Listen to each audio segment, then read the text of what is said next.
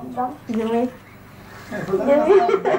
ايوه دي شهادة جميلة، نصيحة جميلة منك يا باسل. نحن نتمنى انه كل الرياضيين يسمعوها. نعم.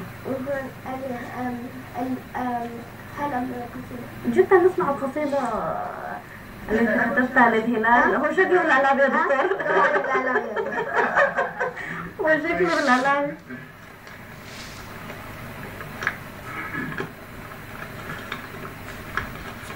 اسمع يا باسل القصيدة اللي كتبتها للهلال.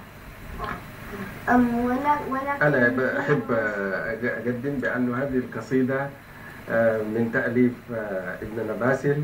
نعم. وما حدش ساعد في أي حاجة، ده من وحي إلهامه هو وتعبير والانتماء شكله انتماء للهلال. انتماء للهلال. للمشاهدين لا يعرفون اللغة الإنجليزية سأترجمها.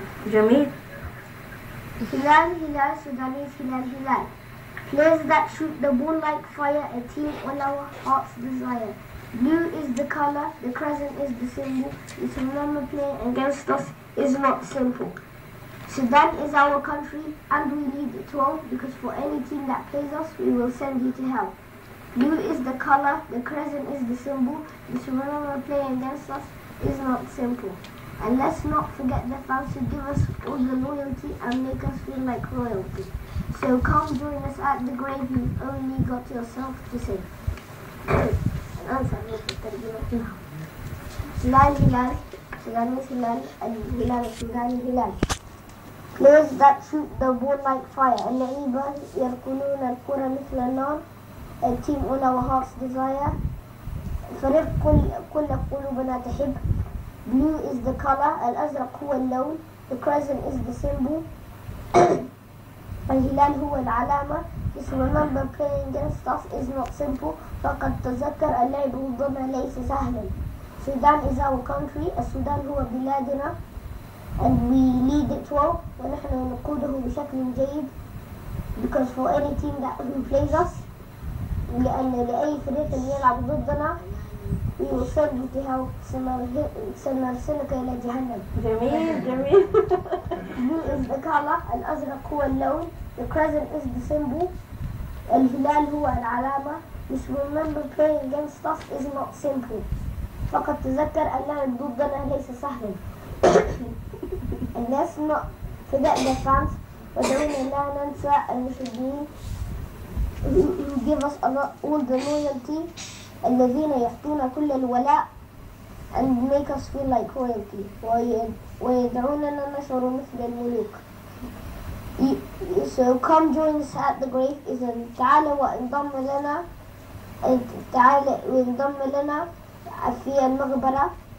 You've only got yourself to save. الذيك فقد نفسك لتنقذ. من تأليف باسل محمد الفاتحي. يا سلام يا باسل، احنا شاكرين لك. كلام جميل والله، احساس جميل من باسل. وشايفه الدكتور وليد شكله عجبته القصيده يا باسل. جميل. لا انت دليل ناحيه يا سيد باسل، انت بتدرس سنه كم؟ انت بتدرس سنه كم؟ خلصت السنة 5 أيام قبل ما أجي السودان. سنه 5. والقصيده دي انت من زمان بتحب الهلال ولا الحكايه دي عشان ابوك يعني ناس قررت هناك، ولا انت شفت الهلال يعني؟ لا انا بدأت اشجع الهلال من قبل ما اكتشف ابوي ذاته رئيس من قبل ما تكتشف. يدق الى انا دخل العظيم بالفطره. دكتور وليد، نرجع ثاني نشوف استخدام المنشطات بالنسبه للعيب.